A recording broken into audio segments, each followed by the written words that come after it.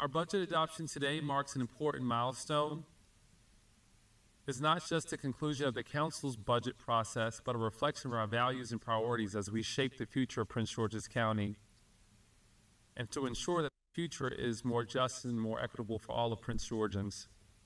Over the past months, we've faced some of the toughest financial decisions in recent history, compounded by the reductions at the state level and the chaos at the national level.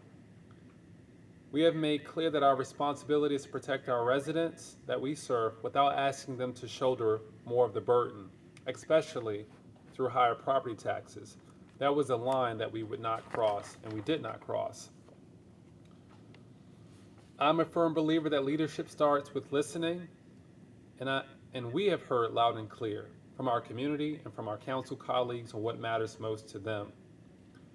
This year, more than ever, the budget required us to dig deep, not just into spreadsheets or forecasts, but into lived experiences of the people that we represent.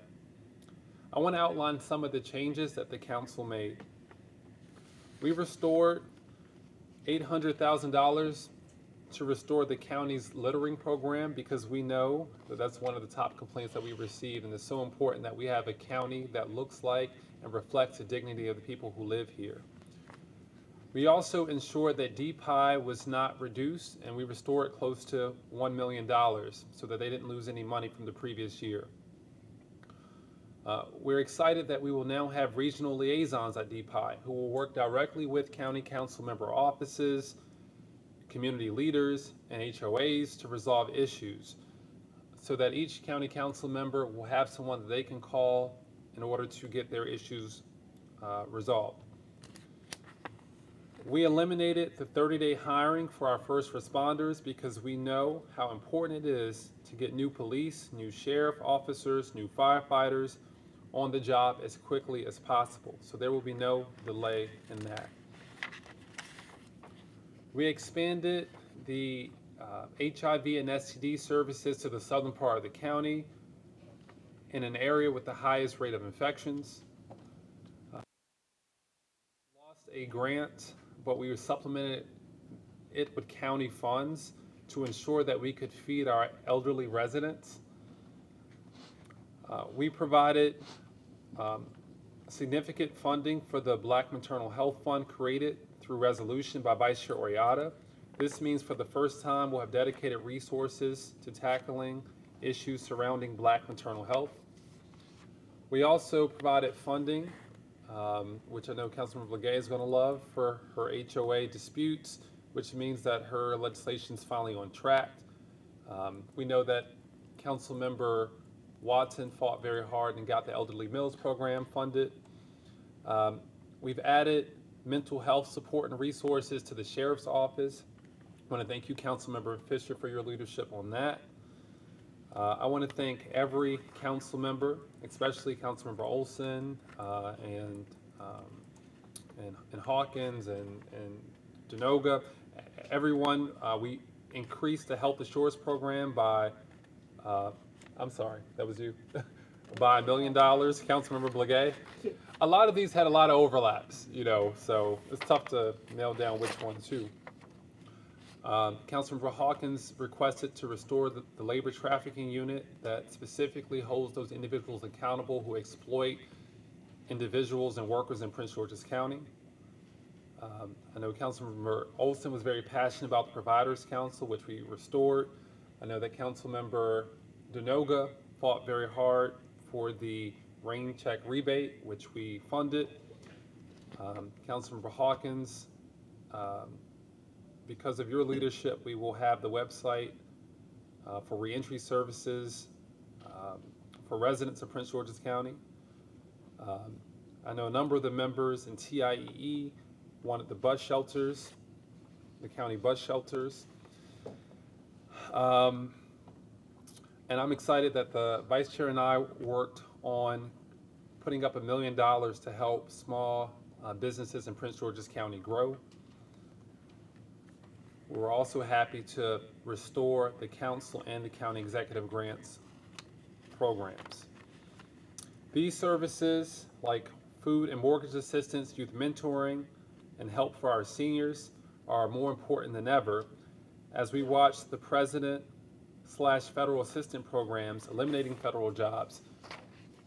Our nonprofits in Prince George's County are now more vital than ever. And Councilmember Ivy wanted to maintain the Fair Election Fund, and we did that.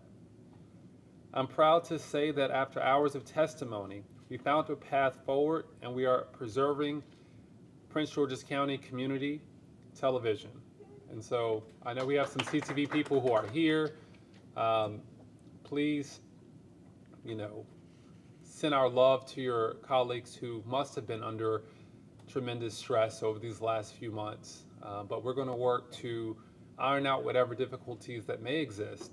But the County Council has worked to restore you. The truth is, we couldn't say yes to everything. We had to make difficult trade-offs and compromises that balance the short-term needs with sustainability. That's not always popular, but it's what's responsible and is what governance requires. In the end, we work to protect core services like public safety, support for working families, and a continued investment in the future. I would like to acknowledge everyone who has worked on the budget.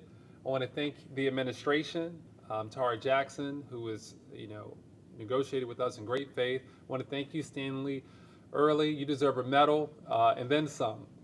I want to thank a history maker, the first African-American county auditor, Charkisa Green. Right, y'all can clap for her. I want to thank Colette Gresham, for Eric Irving. I don't know if Eric is here.